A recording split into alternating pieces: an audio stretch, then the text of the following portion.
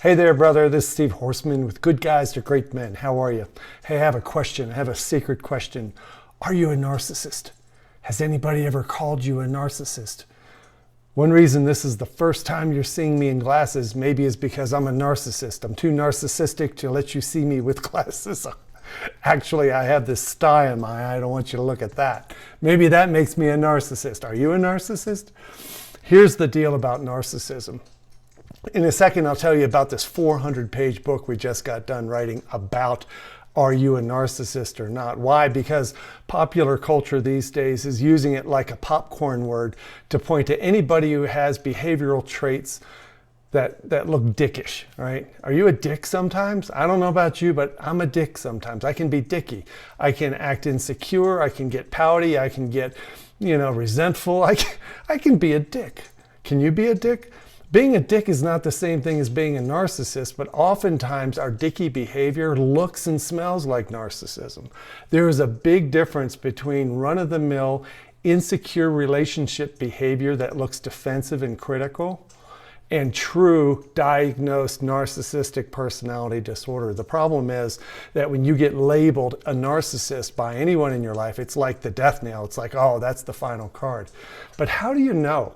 How do you know if you're just battling regular dickishness, which we all can do sometimes, including women, and knowing that you might have a deeper seated darkness inside you that is narcissistic personality disorder? Now, the likelihood of you having it is very, very small. A very small percentage of the human population is truly diagnosable as having the disorder.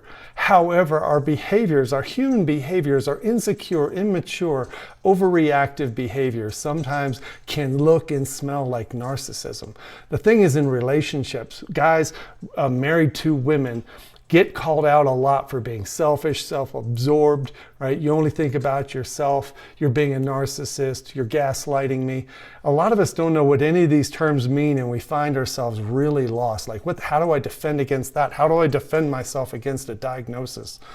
Well, I thought the same thing, which is why that Sven Masterson, my buddy Sven in Pennsylvania, he and I got together and wrote a book. We did a video series and a course as well, but what I want to offer you is the book that just got released yesterday.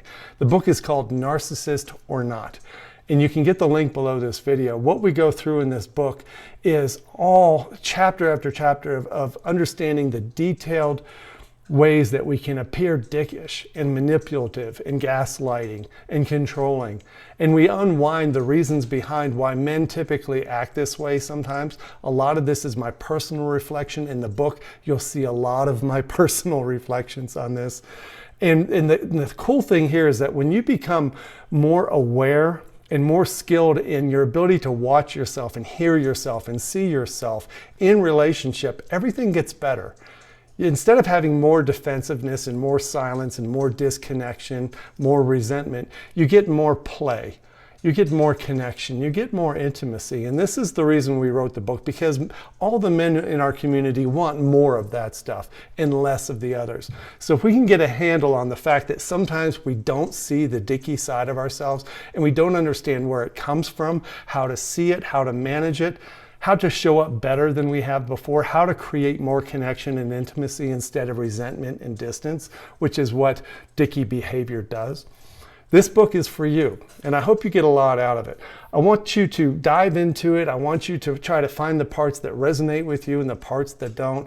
There's many different types of narcissism, which means there's many different types of dicky behavior. But I can guarantee you, if you can increase your skill level a little bit in knowing the difference between being a dick and being a narcissist, and you can increase your awareness level so you can observe yourself, I think you're going to find a whole new way of operating in your relationship, which is going to create a whole new dynamic in your relationship, including more connection, more fun, and more intimacy.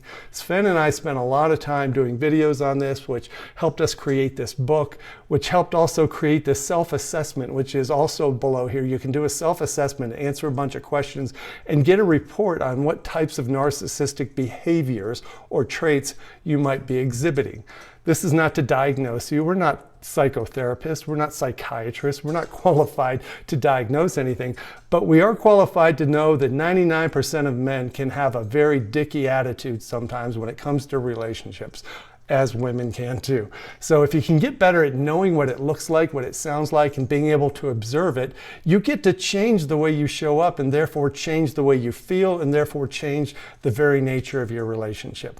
I think you're going to love this quiz. I think you're going to love the book. And I want to really encourage you to become a master of that part of your emotional world, the part of you that can sometimes just be a dick, just like me. I hope this helps, brother. Take care of yourself. Bye-bye.